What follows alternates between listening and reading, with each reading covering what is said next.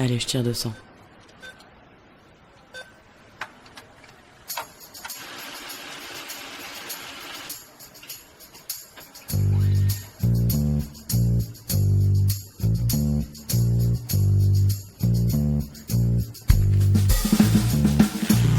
Fric, thune, Pognon, oseille, la moula, risby, Salaire, honoraire, prime, pension de retraite, livret A, héritage, assurance vie, impôt, déduction, investir, bitcoin, crédit, intérêt, SCPI, plan d'épargne action, PER, Travailler, se marier, se paxer ou vivre en union libre, fonder une famille, monter sa boîte, demander un crédit immobilier, se séparer, se remarier, changer de boulot, partir en retraite, hériter, devenir veuve. Autant de grandes étapes de la vie, mais aussi trop souvent d'occasions de s'appauvrir pour les femmes mal informées. Mais il n'est jamais trop tard pour se poser les bonnes questions sur sa situation financière et son patrimoine ou matrimoine, actuel ou à venir. Et tant qu'il en est encore temps, mettre en place des stratégies d'épargne et d'investissement pour éviter de se réveiller un jour fauché, voire spolié. C'est ce que nous vous proposons chaque mois dans ce podcast avec nos experts invités. Si vous ne savez pas comment vous informer pour mieux vous occuper de votre argent, si ce que vous racontent les experts de la banque et de l'assurance entre autres vous paraît obscur, complexe, ce podcast est fait pour vous. Notre mission, vous aider à bâtir votre indépendance financière qui est la clé de votre liberté et vous aider à peser le pour et le contre avant de prendre une décision qui engage vos sous avec un regard de femme, de conjointe, de mère sur l'argent. Je suis Corinne Goldberger, journaliste, et j'anime ce podcast avec Thierry Ohaillon, gestionnaire de patrimoine et co-auteur de Les filles osons parler argent et L'argent au féminin. Merci à notre partenaire Exempt, cabinet de conseil spécialiste de l'investissement dans la silver economy, à découvrir sur exempt.fr. Et maintenant qu'on s'est dit tout ça, parlons cash les filles. En France, on est plutôt bon pour aller sur ses impôts ou sa banque. Mais dès qu'il s'agit de comprendre un produit financier, sorti du livret A ou de l'assurance vie, et encore, seul brouillard total. Et c'est pas parce qu'on est plus bête que d'autres, les filles. C'est juste qu'on n'a jamais appris. Ni en famille, ni à l'école. À moins de faire une école de commerce, personne ne t'explique d'une manière pédago comment marche une SICAV, un FCP ou un compte-titre. Résultat, quand tu deviens adulte, tu signes des contrats d'assurance vie que tu ne comprends pas vraiment. Les banques, elles, ne font rien pour faciliter les choses. Elles te balancent des brochures de 40 pages avec des mots obscurs, genre OPCVM, Fonds Euro Nouvelle Génération, Support Croissance Allocation Long Terme. Tu décroches dès la page 2. Et comme ça paraît du lourd, du sérieux, tu n'oses pas poser de questions basiques ou dire que désolé, monsieur, madame le banquier, en live ou en ligne, j'ai toujours pas compris. Du coup, la plupart des Françaises restent sur des produits ultra basiques. Livret A, plan épargne logement, un peu d'assurance vie. Les professionnels de l'argent constatent clairement une différence entre les stratégies des femmes et des hommes, que ce soit dans l'intérêt pour la bourse, les produits d'investissement ou l'acceptation du risque pour avoir plus de rendement. Résultat, les femmes épargnent presque autant que les hommes, oui. 8 femmes sur 10 mettent de l'argent de côté, mais elles investissent moins selon le baromètre de l'AMF, l'autorité des marchés financiers. Plus précisément, côté prise de risque, 22% des femmes possèdent des produits d'investissement contre 36% des hommes. Nous sommes même 2 fois moins nombreuses que les hommes à détenir des actions individuelles. Moins de 13% des femmes contre 21% des hommes. Des écarts méconnus qui creusent de plus en plus les inégalités de patrimoine financier entre hommes et femmes. On se tue à vous le dire. L'argent est un sujet féministe. Le problème, c'est que notre ignorance coûte cher. En restant sur les produits connus qui rapportent peu, on laisse dormir notre argent, alors qu'il pourrait bosser pour nous. Et après, on râle que les riches s'enrichissent. Eh ben oui, eux, ils ont pigé les règles du jeu. Il y a quand même de bonnes nouvelles. Si l'on en croit une enquête de la plateforme de trading Trade Republic sur ses clients, certes, les femmes investissent moins que les hommes, mais elles investissent mieux. Pourquoi ?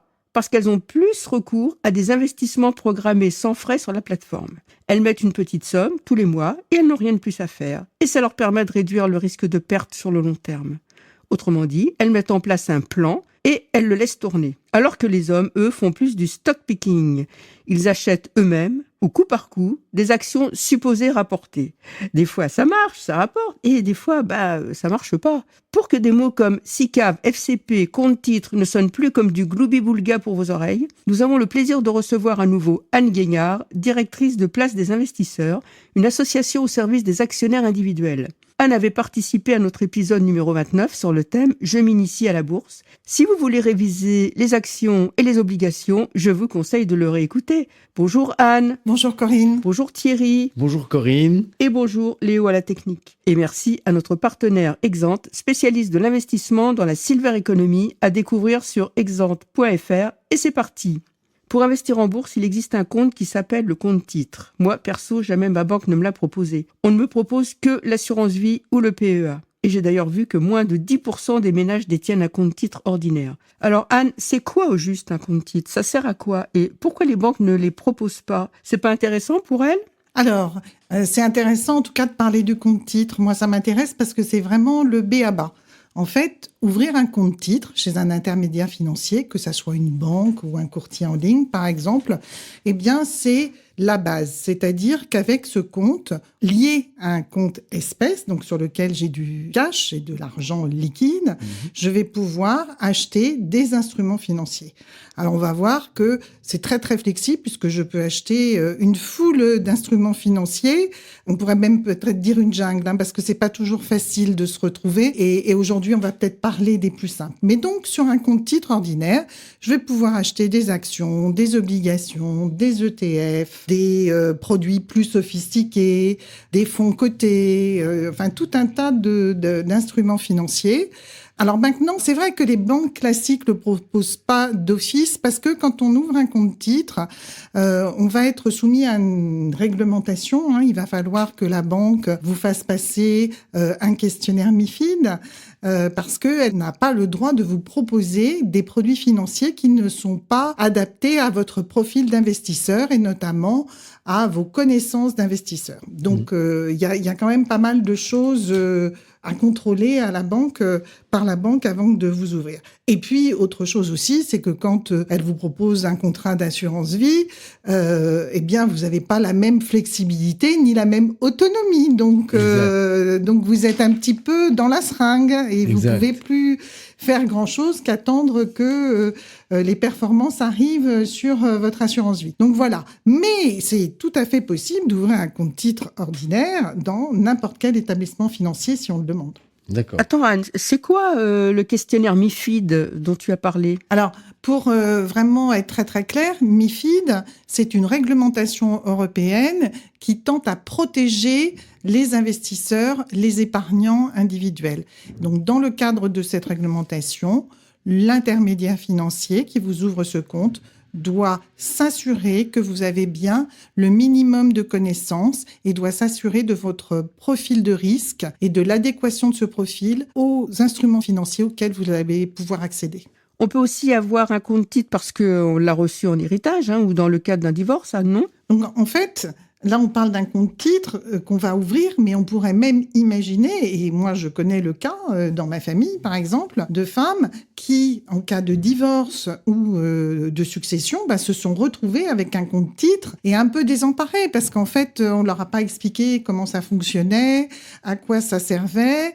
Donc c'est bien et c'est mieux de le comprendre avant que de recevoir et d'être affronté à ce genre de problématique. Alors, pour qu'on comprenne bien, Anne, quelle différence il y a entre le compte titre ordinaire, ce qu'on appelle le CTO, et les autres comptes titres? Le compte titre ordinaire, et on verra qu'il existe d'autres types de comptes titres, il permet une très très grande flexibilité. Si vous êtes autorisé à avoir un compte titre, vous allez pouvoir acheter tout type d'instruments financiers. Vous n'avez pas de limitation de montant. En revanche, et dans tous les pays aussi. Dans tous les pays, effectivement. Si, effectivement, votre intermédiaire vous autorise, parfois, il faut avoir certains montants ou certaines provisions. Mais vous n'aurez pas d'avantage fiscal lié à ce compte titre. Donc, un compte titre, c'est effectivement très, très utile, notamment si on a complètement rempli les enveloppes fiscales qu'on verra tout à l'heure des autres titres. Eh bien, il faut automatiquement, si on veut continuer à investir, avoir un compte titre ordinaire qui est toujours lié, je le dis, à un compte espèce. Alors donc, sur un compte titre, je peux aussi loger des actions internationales, américaines, c'est ça, Anne? Au hasard, Spotify, Netflix, Apple. Donc sur un compte titre, on va pouvoir acheter tout type d'actions, par exemple des actions très tech. emblématiques dans la tech américaine, Apple, C'est très Amazon, en vogue, ouais. ou Air Liquide, si on veut se absolument. faire un fonds de portefeuille, ou Orange, si on veut investir aussi sur des technologies. Enfin, voilà, c'est à ça que ça sert un compte titre, c'est d'être extrêmement libre, mais quand même en autonomie, c'est-à-dire qu'on gère son compte Soi-même. Voilà. Ou alors on se fait aider. Il y a des situations dans lesquelles on peut se faire aider, effectivement. Ou alors, effectivement, on peut se faire aider. Le compte titre ordinaire, c'est vraiment le support, le compte sur lequel on a le plus de liberté. C'est ça. Alors, pour une novice, le compte titre ordinaire et le PEA ou bien le plan d'épargne action, a priori, ça se ressemble. Ce sont des enveloppes pour y loger des actions. Mais quelle est la différence et lequel des deux produits financiers convient le mieux pour une débutante, sachant qu'on parle toujours de ces 10% seulement des Français qui ont un plan d'épargne action, quoi. Alors, effectivement, quand on parle d'investissement, en France, on va souvent tout de suite parler du PEA, Oui, du plan d'épargne en action ou de l'assurance vie, voilà. En fait, au lieu de parler investissement et à quoi sert cet investissement et quels sont les objectifs de mon investissement, on parle, parce qu'on est très français, enveloppe fiscale. Exact. Bon, c'est aussi un petit peu parce qu'on a une fiscalité qui est importante, donc forcément, l'aspect fiscalité est important. Alors, le plan d'épargne en action, en quoi il se distingue d'un compte titre ordinaire qu'on a vu tout à l'heure?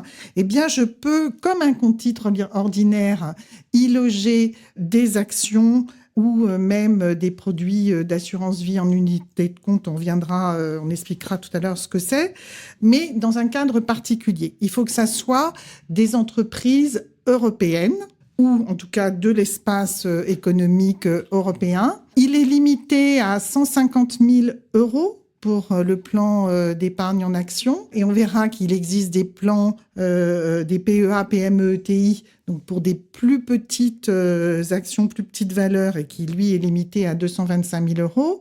Tout ça dans l'optique d'avoir aussi un avantage fiscal, c'est-à-dire qu'il faut garder son plan pendant 5 ans pour bénéficier des avantages fiscaux qu'on va décrire tout à l'heure. Alors peut-être qu'on pourrait expliquer le PEA, parce que ça, il y a des avantages fiscaux considérables pour les investisseuses sur ce plan d'épargne en action. On peut en rentrer dans les détails. Oui, puis je trouve que quand on démarre et qu'on veut investir en action, c'est vraiment un bon support. Alors, la grande différence par rapport à un compte titre ordinaire qu'on vient de voir, le fameux CTO, c'est qu'on n'a pas la liberté de tout mettre dans un plan d'épargne en action. On peut y mettre des actions d'entreprises européennes ou de la zone européenne. On peut y mettre certains ETF ou fonds cotés investis à 75% au minimum en actions européennes, et on peut y mettre certaines assurances vie en unité de compte également investies à 75% en actions européennes. Donc voilà, le grand principe, CTO, je peux mettre tout ce que je veux, plan d'épargne en action, j'ai des instruments qui sont éligibles et d'autres qui ne sont pas éligibles, que je ne pourrais pas acheter. Alors sur le CTO, on peut parler de la plus-value peut-être, parce que dans le cas de la fiscalité française, sur le CTO, quand il y a de la plus-value, eh bien, il faut payer les impôts dessus, alors que quand on a un PEA, eh bien, la plus-value est défiscalisée, on va dire, au bout de 5 ans. Alors, même avant de revenir sur la plus-value, je dirais que le plan d'épargne en action, il s'envisage dans un investissement moyen-long terme. Donc, tu le disais, au moins 5 ans si on veut avoir le maximum de fiscalité. Le minimum de fiscalité. Pardon. En revanche, si je veux sortir, je peux sortir. Donc, je ne suis pas complètement bloquée, mais si je sors avant les 5 ans, je vais perdre les avantages fiscaux qui sont liés à cette enveloppe. Donc, c'est vraiment important. Si effectivement, avec un compte titre ordinaire, je vais payer ce qu'on appelle en français la flat tax sur mes plus-values. Donc, je vais payer 30% d'imposition. Sur le PEA, on va avoir différentes périodes. Si je suis avant les 5 ans, c'est comme un CTO. Voilà. Si je suis entre 2 ans et 5 ans, je vais avoir à payer quand même les cotisations sociales. Et puis, si je sors après, je vais être exonéré sur les plus-values. Exonéré de plus-value au bout de 5 ans sur le PEA, c'est intéressant ça. Donc c'est vraiment, je dirais, pour débuter, et jusqu'à 150 000 euros, c'est une enveloppe très populaire en France. Il y a beaucoup de PEA. Qui sont ouverts pour les gens qui sont en capacité d'investir, bien évidemment. Je rappelle toujours la règle. On investit au-delà de l'épargne de précaution de 3 à 6 mois de ses revenus et que là, on garde sur des livrets. Et là, on investit à plus long terme. Mais donc, je dirais que vraiment, c'est quelque chose de très, très intéressant quand on veut commencer à investir pour améliorer effectivement la rentabilité par une fiscalité plus faible. Peut-être juste pour éclairer concernant le PEA, on peut investir jusqu'à 150 000 euros, mais le compte peut, s'il y a des très belles plus-values, devenir 300 000 euros, 400 000 euros. Et dans ces cas-là, on n'a pas de limite Exactement. C'est-à-dire que mes apports dans le PEA ne peuvent pas être de plus de 150 000 euros. Mais j'espère bien qu'on va avoir des belles plus-values. Exactement, des très beaux investissements qui vont se révéler très très intéressants dans des très belles boîtes européennes en plus. Donc je pense que aujourd'hui c'est quand même une notion importante aussi. On parle beaucoup de souveraineté européenne. Donc investir dans l'économie européenne et dans les entreprises européennes, c'est important. Et donc, bien évidemment, on peut effectivement avoir un PEA qui fait 300, 350 000. Enfin, il n'y a pas de limite au-delà de mon apport de 150 000. Bon, vous avez compris les filles, au lieu de laisser dormir tous vos sous sur votre livret A, intéressez-vous au PEA. Alors, appelons notre investisseuse novice, Léa. La banque de Léa a déterminé qu'elle a un profil, entre guillemets, équilibré. Donc, pas fermé au risque, en échange quand même d'un rendement plus intéressant que le livret A. Dans l'assurance vie proposée à Léa, il y a donc toute une liste d'OPCVM, avec en plus des noms mais incompréhensibles qui sonnent en général anglais. Alors, un OPCVM, c'est quoi, Anne? Ça veut dire quoi, ce charabia? Alors, c'est vrai que c'est pas très, très agréable quand on débute tous ces acronymes. Bon, comme dans n'importe quel secteur, dans le secteur de la finance, on utilise beaucoup d'acronymes. Mais une fois qu'on explique les choses calmement, ça va beaucoup mieux. OPCVM, ça veut dire organisme de placement collectif en valeur mobilière. Des OPCVM, ça peut être soit des fonds communs de placement, soit des SICAV, des sociétés à capital variable.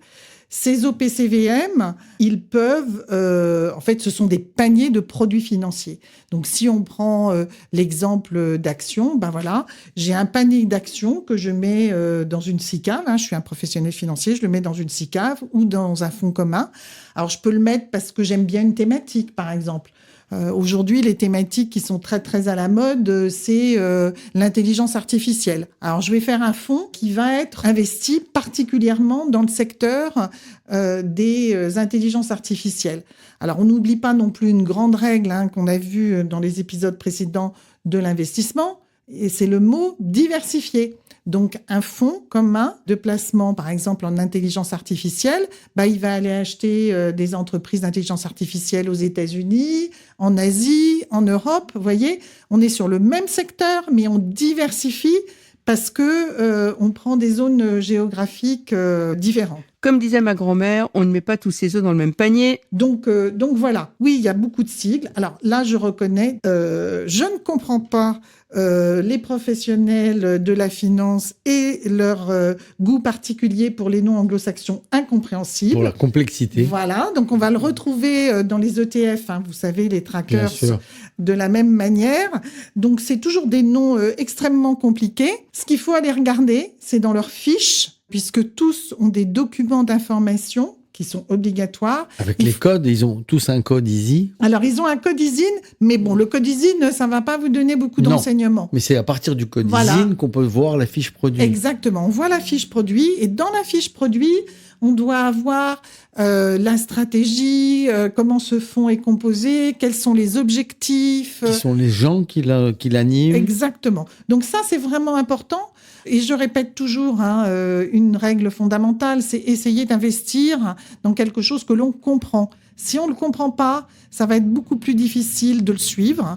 Donc c'est vraiment très important si on veut s'intéresser. Mais en revanche, le fait de pouvoir, donc que ça soit un fonds coté ou que ça soit un ETF ou une SICAV coté, c'est vraiment intéressant parce que en un seul investissement, quand vous achetez une part, eh bien vous pouvez avoir de la diversification. Absolument. Ce qui n'est pas forcément le cas sur un compte titre, par exemple, ordinaire. Si vous achetez une action, on le sait, on l'a vu dans les épisodes précédents, il ne faut pas acheter qu'une action, il faut essayer de se diversifier pour diversifier le risque. C'est, je pense, ce qui fait le succès des ETF. Les ETF, par définition, ce sont des paniers. Des paniers. Anne, et si on expliquait ce que c'est un ETF ? Alors, un ETF, c'est un fonds commun de placement, effectivement. Donc, c'est un panier, comme on l'a dit, qui, au départ, les premiers ETF et la majorité des ETF qu'on voit en Europe, qui va chercher à répliquer un indice. Si on veut prendre l'exemple de l'indice CAC 40 que beaucoup d'entre nous connaissent et qui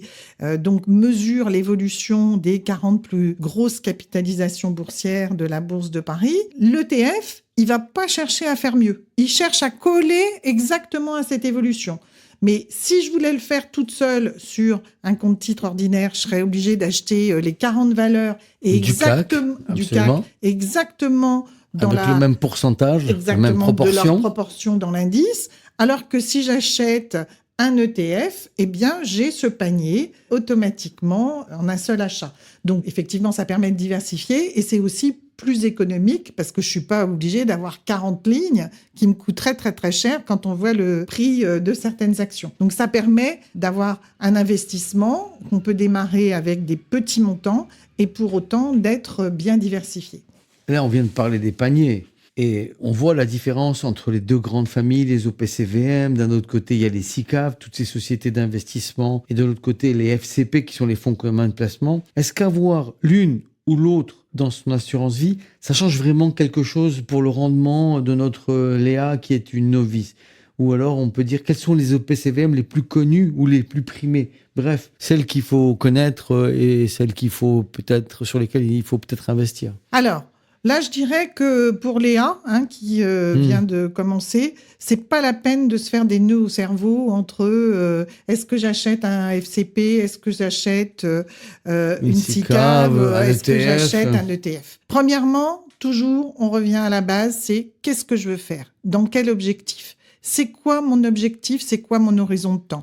Est-ce que je veux me construire un patrimoine parce que j'ai en ligne de mire l'achat de ma résidence principale dans 5, 6, 7 ans ? Est-ce que plutôt je veux me constituer un capital pour la retraite ? Et là, je vais être plus sur 15 ans, 20 ans, 25 ans. Donc, mon objectif, il n'est pas le même. À ce moment-là, il faut regarder aussi, est-ce que je vais être très, très intéressée par défiscaliser ? Je regrette un petit peu qu'en France, on prenne toujours ce biais-là au départ, avant de se poser la question de l'objectif. Mais, ce qui est un biais très pervers et qui fait faire énormément d'erreurs aux gens.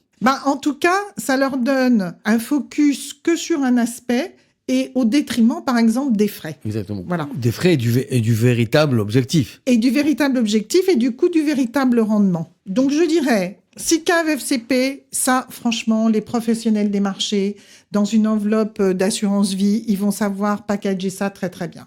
Ce qu'il faut vraiment regarder dans l'assurance vie, effectivement, c'est d'abord, est-ce que c'est de l'assurance vie en euros ? Donc là où je vais être sur des produits très, très peu risqués, des produits investis dans des taux, dans du monétaire.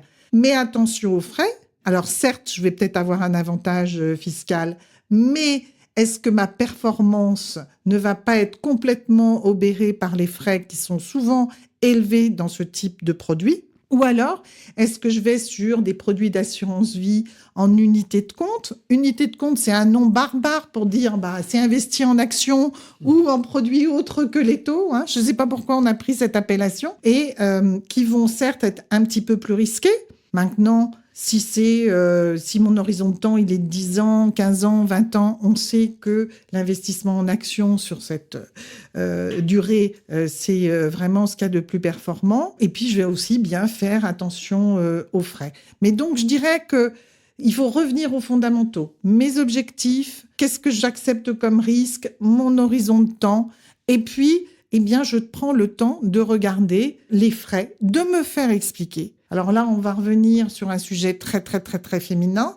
Osez poser des questions. Absolument. Voilà. Votre banquier, votre courtier en assurance qui vous propose une assurance vie, vous avez le droit de lui poser des questions. Et il a le devoir de répondre aux questions. Et pourtant, ça fait longtemps que je suis dans les marchés financiers. L'architecture des frais n'est pas toujours simple à comprendre. Quand on n'est pas aguerri à ça et que c'est pas son secteur, parce qu'on travaille dans un autre secteur que la finance, c'est pas évident. Donc il y a des frais d'entrée, il y a des frais de gestion, il y a des frais d'encours, il peut y avoir des frais de sortie, il y a des frais d'arbitrage. Voilà. Absolument. Donc on voit bien qu'il y a toute une catégorie de frais. C'est compliqué de donner ici des exemples de moyenne parce que c'est vraiment, c'est très très large. Est-ce qu'on peut dire que maintenant, avec tous ces comptes en ligne, toutes ces nouvelles sociétés émergentes qui proposent de faire des investissements en titres vifs, est-ce qu'on peut imaginer que ces nouvelles sociétés numériques sont moins, on va dire, ont moins de frais dans leur organisation? Alors, ils sont disruptifs, ça c'est clair. Hein.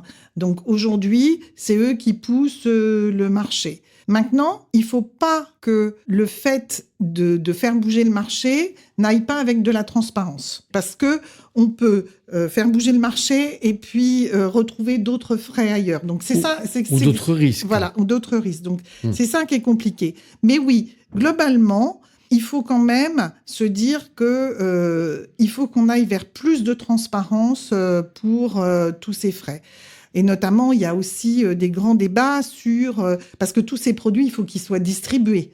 Hein. Donc, quand on parle des courtiers en ligne, c'est vrai que la distribution, elle est squeezée parce que c'est souvent... vous êtes en direct, en digital. Mais quand vous avez des conseillers financiers qui vont eux-mêmes distribuer des produits qui sont faits par des sociétés de gestion ou des réseaux qui ont eux-mêmes une société de gestion derrière, vous voyez bien que là, on accumule un certain nombre d'intermédiaires et donc forcément que ça rajoute des frais. Mais moi, je suis pas... À titre personnel, je dis pas « Oh, c'est épouvantable, tous ces frais, il faut vraiment aller vers le moins de frais ». Des frais, ça doit rémunérer un service. Donc, si on a un bon service, c'est vrai. parce que vous êtes conseillé, parce que vous n'avez pas le temps de regarder, eh bien, c'est normal de payer des frais. Maintenant, là où c'est pas normal, c'est quand il y a des frais et qu'il n'y a pas de service derrière. Ou en tout cas, de performance qui compense les frais. Voilà, exactement. Quand on va parler, par exemple, de gestion, eh bien, si c'est pas performant, on peut quand même se dire que la gestion, elle devrait être liée un petit peu quand même à la performance du fonds. Donc, c'est plus ça qui est important. C'est premièrement que ces frais soient transparents. Deuxièmement, de comprendre les grandes catégories. Et ça, osez, et je répéterai encore, osez demander à vos interlocuteurs de vous expliquer, ils sont là pour ça. Et troisièmement, il faut accepter de payer des frais si on a un service à la hauteur derrière. Mais alors, qui s'occupe de gérer mes fonds? C'est moi-même ou c'est un pro qui est planqué dans une banque? Alors, le PEA, on peut avoir plusieurs solutions. Ça peut être votre banquier, ça peut être votre courtier en ligne. Vous pouvez le gérer tout seul et faire les arbitrages. Ou vous pouvez être conseillé, c'est-à-dire avoir le service, et tout à l'heure on parlait des frais, alors forcément ça se paye, de quelqu'un qui va conseiller, mais c'est vous qui prenez les décisions et faites passer les ordres. C'est le mandat de gestion, ça? Ah non, le mandat de gestion, c'est au-delà. C'est au-dessus. Conseiller, vous avez accès à un conseiller. D'accord. Mais c'est quand même vous qui prenez les décisions. La gestion sous mandat, vous donnez mandat à un professionnel parce que vous n'avez pas le temps, qui bien évidemment périodiquement vous fera des comptes rendus, mais c'est lui qui prendra les décisions de gestion et qui fera les arbitrages. Bien évidemment, vous avez dans le contrat de mandat de gestion donné aussi vos axes, les risques que vous acceptez et tout ça est détaillé. Quelque chose de très important qu'il ne faut pas oublier, qu'on n'a pas encore dit sur le PEA, c'est que c'est un PEA par personne physique et résident fiscal français. Donc, vous ne pouvez pas avoir 2 PEA dans 2 établissements financiers. C'est normal, parce que là, on comprend bien que l'avantage fiscal, sinon...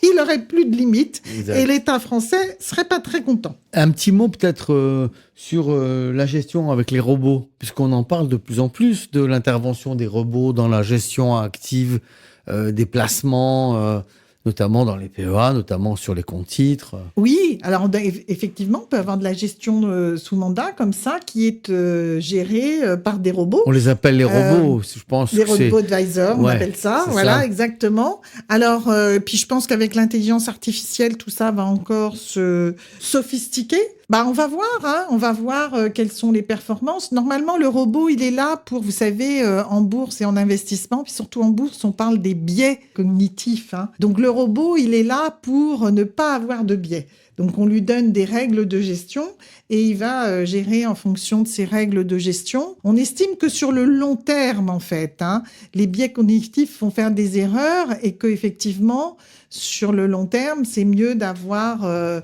robot neutre. Exactement, de rester sur ces règles de gestion. Je pense que ça sera intéressant à voir un petit peu comment, notamment dans la période qu'on vit aujourd'hui, quand on aura passé toutes ces crises, absolument, de voir ce que ça aura donné et de pouvoir comparer parce que intuitivement, on se dit, un robot, il n'a pas tout anticipé. Et où il n'a pas l'historique des crises passées. Alors, je pense qu'il a l'historique des crises parce que ça, je fais confiance pour les ingénieurs de les avoir et les experts en données, de les avoir intégrés dans les algorithmes. Mais c'est plutôt anticipé. Voilà, je pense qu'un Trump ne peut pas être anticipé, qu'un Poutine ne peut pas être anticipé. Après ça, les robots, ils sont ajustés quand même. C'est un peu comme de la mécanique. Donc, on peut aussi... Mécanique, électronique. Exactement. Voilà, je pense qu'il peut y avoir aussi des interventions pour ajuster les règles de gestion.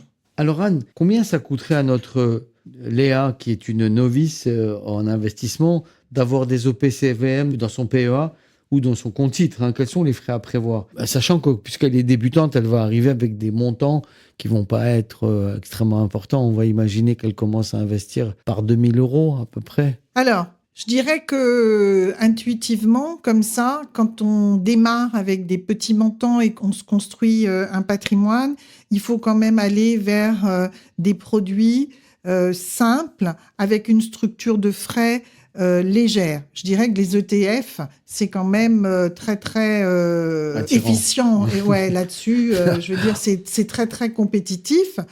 D'autant plus que ouvrir un PEA les frais d'ouverture d'un PEA ont été de façon légale en France. Le plafond est fixé à 10 €. Donc, vous voyez, ouvrir un PEA, ça va pas coûter. Vous avez même des courtiers en ligne qui vous font payer 0 pour l'ouverture d'un PEA. Et après, je pense qu'il faut vraiment, quand on démarre, commencer avec des produits plus simples quand même, comme les ETF, sur des choses que l'on comprend et avec des frais pas très importants. Puis après, on peut peut-être essayer d'aller effectivement sur des produits d'assurance vie en se faisant conseiller parce que là, la structure est très compliquée. Donc, je pense qu'il faut tout seul, c'est pas évident de trouver. Mais tout seul, c'est pas évident non plus de trouver des ETF qui correspondent exactement à ces choix. Souvent, les jeunes qui commencent aujourd'hui, ils vont sur un ETF. Alors, ça va être encore un acronyme horrible à vos oreilles. MSCI World. Oui. Donc, MSCI, c'est ce qu'on appelle un fournisseur d'indices. Donc, c'est une entreprise qui produit des indices. et c'est un indice sur les plus grosses capitalisations, les plus grosses entreprises des bourses mondiales. Donc du coup, on sent que là, on est très, très diversifié. Absolument. J'ai vu qu'il existe un fonds dont l'objectif est, entre autres, de promouvoir une meilleure représentation des femmes au sein des instances dirigeantes des entreprises. Ce fonds s'appelle Women Leaders and Diversity Equity Fund. Il a été créé par la société Mirova. Ce fonds, d'ailleurs, je le précise, a récolté un premier prix Action thématique sociale au Globe de la gestion. Alors Anne, qu'est-ce que tu en penses ? Concilier rendement et égalité femmes-hommes à la tête des entreprises choisies par le fonds, c'est possible ? Alors, merci de me poser cette question. Puis contente de l'avoir posée, cette question. Le thème de la finance durable, au-delà de l'égalité homme-femme. Alors, c'est vrai que Mirova, c'est un acteur emblématique en France. Français, oui. Sur toute la finance durable. Et la finance durable, elle est surtout beaucoup envisagée sur la partie environnementale. Donc là, je suis contente d'avoir une question, je dirais plus sur la partie, le S et le G, la partie sociale et gouvernance. Il n'y a pas beaucoup de fonds sur l'égalité des genres comme ça. Donc, c'est vraiment intéressant. Vous voyez, là, tout à l'heure, on parlait de Léa qui était novice dans l'investissement. Et peu importe, en fait, si elle achète un fonds, si elle achète des actions directes, si elle achète un ETF, en fait, se poser la question, dans quoi j'ai envie d'investir ? De l'objectif, en fait. Exactement. Alors, l'objectif et puis la thématique ou le secteur. Là, moi, je trouve que ce qui est intéressant, c'est qu'on essaye de mesurer et ils essayent d'investir dans des entreprises qui ont les meilleures pratiques dans l'égalité hommes-femmes, non pas uniquement des conseils d'administration, mais des instances dirigeantes. Et c'est intéressant de regarder leurs performances. Alors, moi, je me suis un petit peu intéressée à ça avant de venir. J'ai regardé sur la fiche de ce fonds depuis 5 ans. C'est un fonds qui fait à peu près 45% de performance. Pas mal. Alors, c'est bien. Mais si on regarde le MSCI World dont on parlait... Qui est très spéculatif. Il fait 95%. Mais il faut toujours se poser la question par rapport à l'objectif. Est-ce que je veux le maximum de performance ou est-ce que je pense que, bien effectivement, financer ce genre d'entreprise et miser sur le fait que ces meilleures pratiques dans le temps vont faire que ces entreprises vont être plus performantes. Que la société peut changer par des courants comme celui-ci. Et puis que, du coup, l'entreprise, parce qu'elle a une bonne mixité, notamment dans les instances dirigeantes, va mieux performer. Donc voilà, on voit que 46%, c'est vraiment en 5 ans, c'est vraiment intéressant. Bien, hein. Et sans avoir en plus des leaders de l'IA et tout ça qui tirent l'indice MSCI, on le sait. Hein. Donc, peu importe le support, le véhicule d'investissement, choisir sa thématique, ça me paraît important. Est-ce que notre Léa, novice, risque de perdre un jour tout l'argent qu'elle a mis dans ses OPCVM, dans le cas de ses investissements ? Alors, encore une fois, un OPCVM, donc un fonds ou une SICAV ou un ETF, c'est juste un véhicule. Dedans, je peux avoir des véhicules qui sont pas volatiles. On avait utilisé le mot panier tout à l'heure. Voilà. Je peux avoir un panier avec des choses qui sont pas du tout volatiles.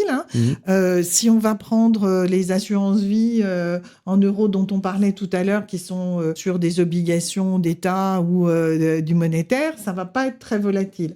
En revanche, en unité de compte, voilà, ça va être beaucoup plus volatile. Peut-être qu'on peut dire que dans un OPCVM, des fois, on a un mix à la fois en pourcentage très faible de valeurs, on va dire spéculatives au sens où elles peuvent monter très haut et descendre très bas, des valeurs qui sont beaucoup plus raisonnables, c'est-à-dire qu'elles peuvent monter moyennement et descendre moyennement, et ensuite des valeurs, on va dire, monétaires qui, elles, sont globalement assez stables, quoi. Est-ce qu'on peut dire ça ? Ah ben, complètement. On peut tout avoir. C'est-à-dire que on peut avoir du pas volatile du tout jusqu'au très volatile et on peut tout perdre.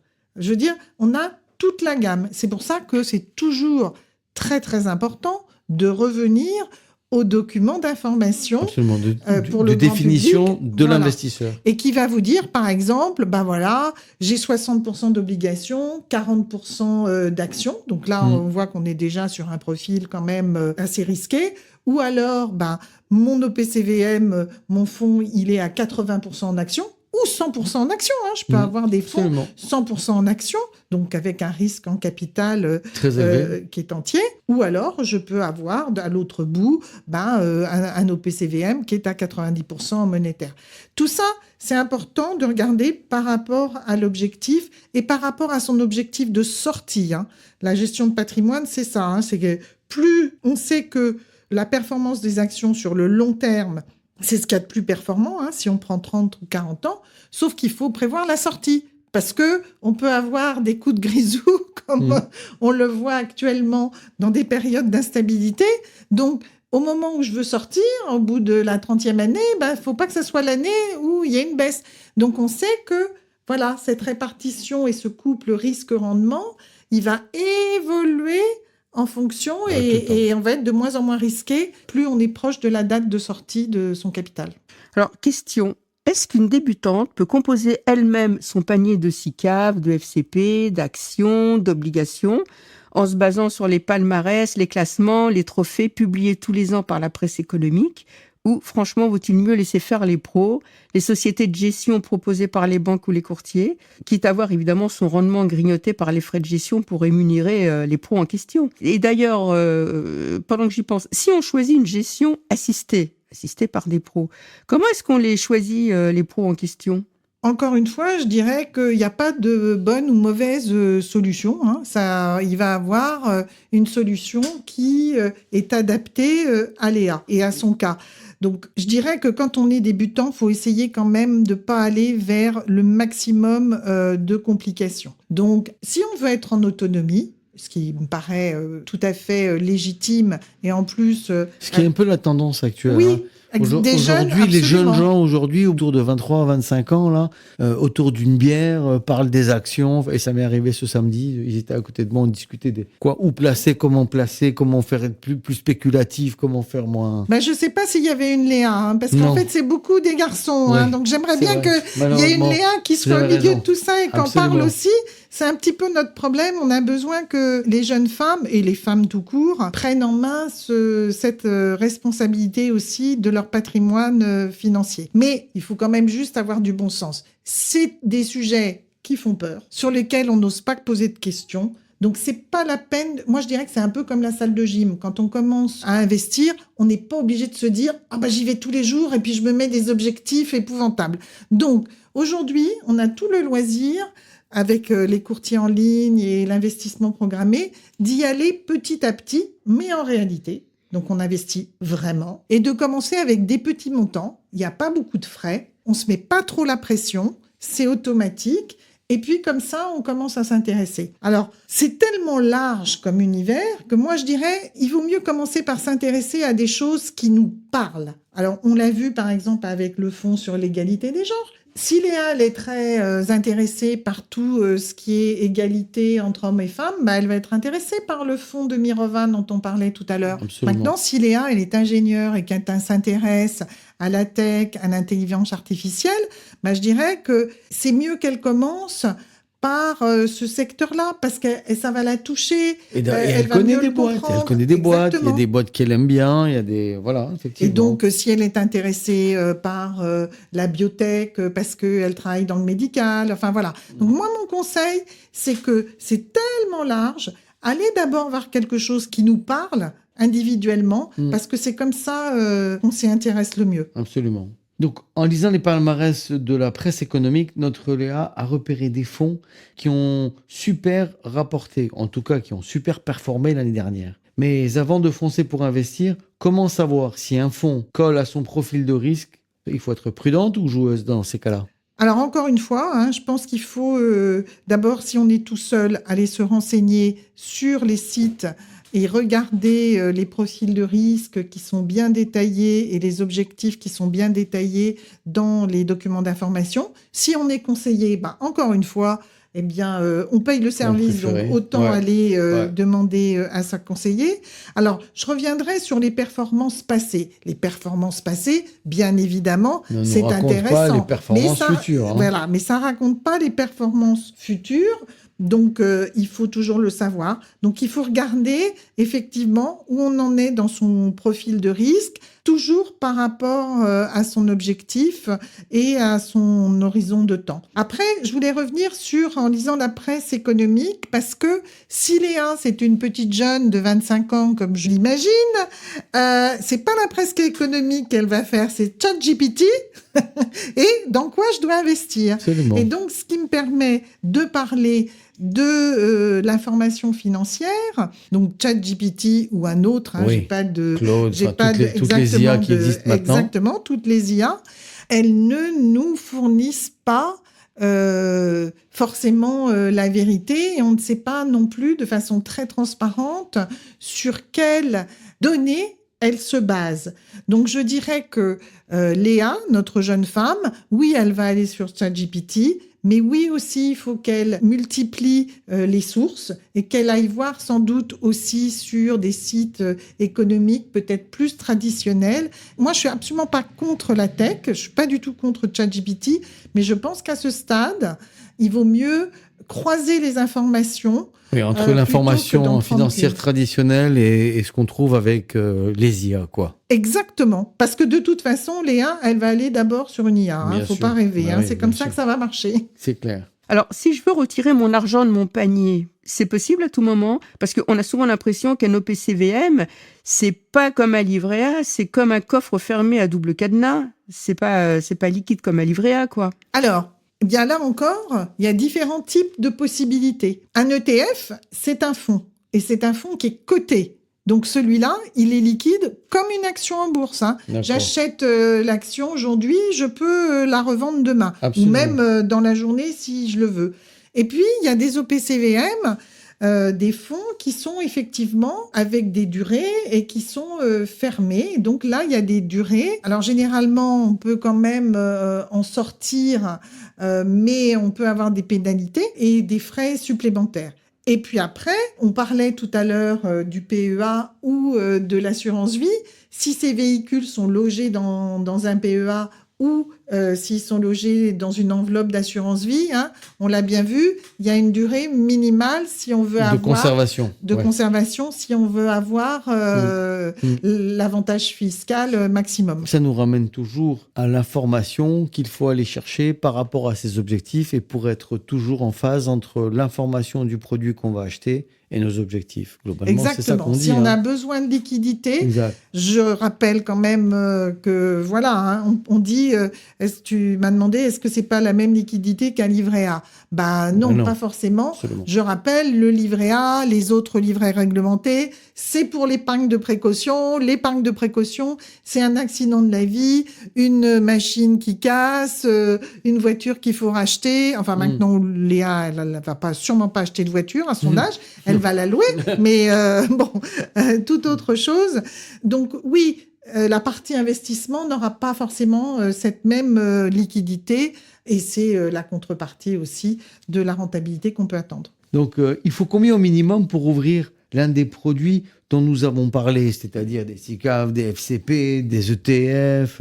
À partir de quel montant on parle ici? Alors là, c'est la bonne nouvelle, et je reviens sur ce que tu disais avec l'offre des nouveaux courtiers en ligne, des néo-courtiers. Aujourd'hui, on peut vraiment ouvrir un compte avec 100 €, effectivement. La moyenne, tu sais, je parlais de l'épargne programmée, donc c'est une épargne qui ne séduit pas que les jeunes aujourd'hui, maintenant. Tu donc, mets 100 € tous les mois. Voilà. La moyenne, c'est 150 €, effectivement. Donc, on est sur des petits montants. Et puis, écoute... je ne sais pas si vous avez vu, mais Trade Republic a lancé une offre la semaine dernière ou la semaine d'avant sur ce qu'on appelle le private equity, c'est-à-dire le non coté à partir d'€1. Alors, c'est très, très marketing. Je ne suis pas sûre que ça soit la meilleure chose à faire de mettre juste 1 €. Je pense que ce qu'il voulait marquer, c'est que effectivement, là, on est parti sur des montants vraiment pour démocratiser l'investissement. Alors, tu parlais de private equity. Tu peux nous dire 2 mots sur le private equity Oui, il y a beaucoup de fantasmes. Ah, On parle de private equity, donc on a l'impression, on voit tout de suite des hommes avec leurs costumes, et des cravates. femmes. Et des femmes. Et des femmes. Il y en a aussi dans le private equity, il y a des grandes, en tailleur. mais une des plus... Oui. La championne du private equity est une Française. Absolument. Oui. Et le private equity, en fait, ce sont des fonds gérés par une société de gestion. Donc là, on parle de fonds communs, de SICAV, comme on a évoqué tout à l'heure, et qui sont investis dans des entreprises qui ne sont pas cotées en bourse, parce qu'elles ne sont pas à ce stade de développement, de maturité, de pouvoir s'introduire en bourse. Mais la particularité du private equity, c'est de lever des fonds à travers leur véhicule d'OPCVM et d'investir dans les entreprises, mais également d'aller au conseil d'administration, par exemple, de ces entreprises. Ça, de les accompagner, en fait. Ils sont très accompagnants. Absolument. Ils sont très accompagnants. Ils demandent des reportings très réguliers. Et donc, en fait, ils suivent l'entreprise. Un gérant de private equity, par exemple, il va pas suivre beaucoup d'entreprises dans l'année, et puis il va la suivre pendant minimum 5 ans, 7 ans, 8 ans, alors qu'un gérant qui n'investit que dans des sociétés cotées, il peut suivre plusieurs dizaines de lignes de sociétés. Donc c'est ça. En fait, c'est pas très compliqué à travers ce mot-là, mais c'est quelque chose qui était réservé vraiment au patrimoine. Donc, à des gros patrimoines. Oui. Quand je dis gros, c'est que c'était très gros. Très ça important. veut dire que il y a quelques années, il fallait investir 1 million d'euros pour pouvoir entrer sur ce type d'investissement. Et aujourd'hui, c'est en train de se démocratiser. Pas tout le monde, mais il y a des offres vraiment. Donc, il y a celle de Trade Republic qui vient d'arriver, mais tu as, par exemple, BPI France qui a des offres à 300 ou 500 euros, ou Bourso First, Bourso Banque, à partir de 100 euros. Donc, on voit bien que là, on est sur des choses, mais je pense que ça fera l'objet d'un autre épisode parce que cette classe d'actifs, enfin, ce type d'investissement a aussi ses règles, sa durée, et il faut quand même savoir où on met les pieds avant d'y aller. Absolument. Alors, question, j'ai ouvert mon PEA ou mon compte titre pendant mon mariage. En cas de divorce, moi je pense à tout, qu'est-ce qui se passe ? Est-ce que c'est pas comme un compte bancaire qu'on partage en deux ? Ou alors je dois partager mon compte titre ou mon PEA avec mon ex ? Ça se passe comment ? Alors, il y a différentes cas de figure. Premièrement, le PEA, on l'a vu tout à l'heure. Absolument. C'est un PEA par personne physique, et par individu. Résident fiscal en France. Donc, il ne se partage pas. Donc, c'est un titre individuel. En revanche, le compte titre ordinaire, on l'a vu tout à l'heure, il peut être soit individuel, soit conjoint. Absolument. Et donc, on en a parlé. Par exemple, la grand-mère de Léa, elle l'a reçu quand elle a hérité et tout ça. Donc, en cas de divorce, je dirais que si le CTO, il est à titre individuel et que l'origine des fonds venait de son propre patrimoine, ça risque de rester bien à la femme. En revanche, si c'est un compte titre ordinaire joint, qu'il a été alimenté par les revenus communs durant le mariage, là, je pense qu'il va tomber effectivement dans le partage. Dans un partage qui va être décidé au moment du divorce. Absolument. Alors, comment intégrer un club d'investisseurs et d'investisseuses pour apprendre à investir en groupe plutôt que seul dans son coin ? Où une débutante avec une petite épargne peut-elle aller ? Alors, j'aime bien cette question. Merci. Parce que j'ai pas de leçon à donner, mais effectivement, je pense que ne pas être seul et en parler, c'est très important. Et déjà, je pense que c'est d'autant plus important pour les femmes qui ont du mal à parler de leurs finances personnelles à leurs conjoints, à leurs compagnons, à leurs amis. Donc, je pense que déjà en parler, c'est une bonne idée. Après, il y a différents dispositifs. Nous, à Place des investisseurs, on est une association qui s'est créée il y a une 50aine d'années pour développer ce qu'on appelle les clubs d'investissement. Et les clubs d'investissement, c'est quelque chose de tout à fait particulier en France, puisque c'est un groupe d'investisseurs qui gère un portefeuille en indivision. C'est-à-dire que le portefeuille, il est en indivision entre, par exemple, les 10 ou les 15 investisseurs, mais avec une transparence fiscale. Très bien. C'est-à-dire que tu... Parfait. voilà. Chacun va payer ses propres impôts. Voilà, et c'est exactement ça. Après, ce qu'on voit se développer beaucoup aujourd'hui, ce sont des clubs d'investisseurs ou d'investisseuses, ce qu'on appelle aussi des clubs deals. Et donc là, on revient pas tout à fait à la question du private equity et du non-coté, mais tu as des groupes comme ça qui investissent beaucoup à travers des plateformes qu'on appelle de crowdfunding. Et donc, c'est pas la bourse. Peut-être qu'on fera aussi un épisode là-dessus. C'est du non-coté. Et donc là, tu vois, tu as encore quelque chose qui se crée. Tu as des clubs d'investisseuses qu'on appelle des business angels. Tu as beaucoup de femmes. Là, tu as des clubs très actifs de femmes. Des femmes qui ont vendu des boîtes. Exactement. Souvent des entrepreneuses. Hein. C'est souvent des entrepreneuses et qui ont une capacité d'investissement et puis qui ont aussi une expertise puisqu'elles-mêmes, elles ont été entrepreneuses et généralement, elles aiment bien accompagner comme ça des boîtes qui démarrent. Donc ça aussi, c'est un club d'échange. Et puis, ce qu'on voit beaucoup dans les jeunes générations, je pense que ça fonctionne beaucoup mieux avec les jeunes hommes qu'avec les jeunes femmes. Mais tu vois, moi, par exemple, j'avais un alternant qui a commencé la bourse, comme beaucoup de jeunes pendant le Covid. Et il faisait quoi ? Il faisait des WhatsApp. Ils faisaient des WhatsApp entre eux, comme ils avaient beaucoup de temps. Leurs études étaient quand même bien perturbées avec le Covid. WhatsApp et les Boursorama, les messageries des Boursorama. Voilà, et tout ça s'est développé, mais tout ça s'est développé quand même beaucoup avec le Covid, où il n'y avait pas la capacité de se voir, tu vois, d'avoir des échanges, puis du temps quand même aussi. Hein. Donc ça s'est développé. Après, la limite, c'est qu'aujourd'hui, je pense que de groupes vraiment d'individus en dehors de toute intermédiaire et offre commerciale, comme tu viens de l'expliquer, maintenant, on a beaucoup d'intermédiaires financiers qui vont porter leur communication, leurs offres, dire voilà, il faut investir sur telle valeur ou telle autre, à travers des communautés qui sont maintenant sur WhatsApp. Beaucoup de publicité aussi sur Insta, beaucoup de publicité sur Facebook. Voilà, beaucoup de publicité aussi à travers les finfluenceurs. Hein. Donc, je vous rappelle, ce sont les investisseurs en finance. Oui. Après, moi, j'aime bien rappeler que ce mot d'influenceur, il est quand même un petit peu drôle parce que quand on veut faire de l'éducation financière, on ne cherche pas à influencer les gens. Et je pense que c'est ce qu'on fait aujourd'hui avec ce podcast. On essaye de leur donner les clés pour qu'eux-mêmes puissent exercer leur libre arbitre. Et je pense qu'on partage aujourd'hui, ici, ensemble, cet objectif. Tout à fait, Anne. Moi, je n'ai pas de leçon à leur dire, vous devez faire ci, et on l'a vu dans mon discours, il n'y a pas de bonne ou de mauvaise solution.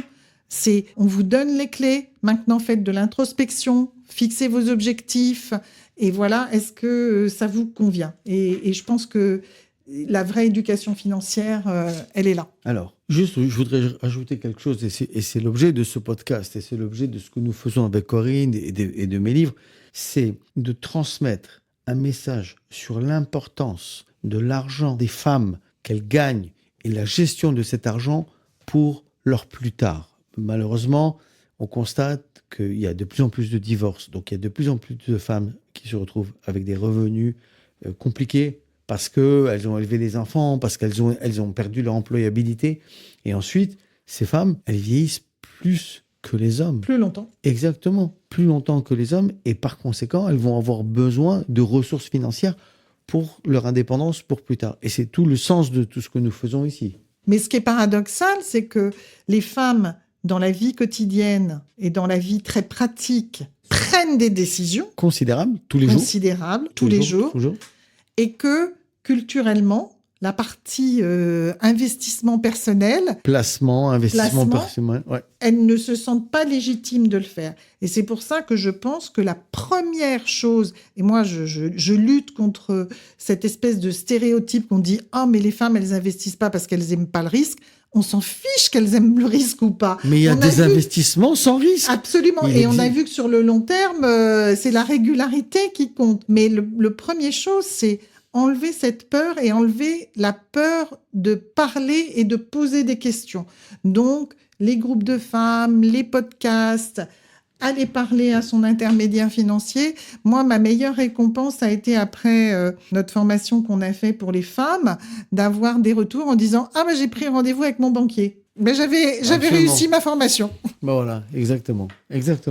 Et c'est la fin de cet épisode sur quelques produits financiers qu'il est indispensable de comprendre pour décrypter le jargon des banquiers et commencer à investir. Merci à Anne Guignard d'avoir participé à cet épisode. Et merci à nos auditrices et à nos auditeurs pour leur fidélité. On espère que vous avez appris plein de choses sur les OPCVM, les FCP, les SICAV, les comptes titres. Merci encore à notre partenaire Exant, spécialiste de l'investissement dans la Silver Economy, à découvrir sur exant.fr. Et si cet épisode vous a plu, n'hésitez pas à le partager à partir de votre appli Spotify, Apple Podcast, Deezer ou YouTube. Parlez-en à vos copines, vos collègues, votre sœur, votre mère. Abonnez-vous à notre podcast et à notre newsletter directement sur le podcast pour être informé des mises en ligne des nouveaux épisodes. N'hésitez pas à nous laisser des commentaires et des étoiles. Vous pouvez aussi retrouver les conseils de Thierry dans les livres qu'il a coécrits. Les filles osons parler argent chez Duno et aussi L'argent au féminin aux éditions Ellipse. Vous pouvez également nous contacter via LinkedIn et par notre compte Instagram Argent par l'on cache les filles. Et on vous dit à bientôt pour un nouvel épisode.